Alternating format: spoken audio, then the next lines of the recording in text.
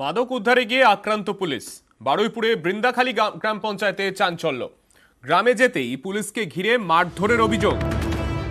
4 sub inspector সহ 13 জন police কর্মী আহত।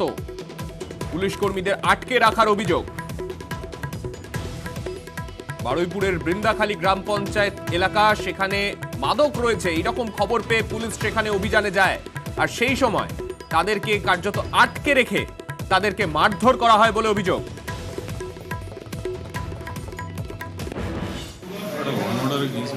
হ্যাঁ হ্যাঁ কেন অ্যাটাক করলো কেন?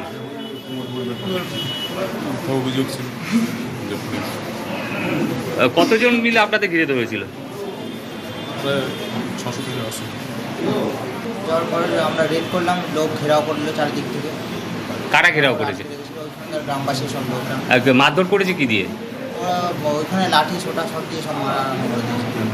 লাঠি দিয়ে, লাঠি আর কি? লাঠি তারপরে ইট ছুঁড়ে মেরেছে। কতজন আহত হয়েছে তবু আপনাদের?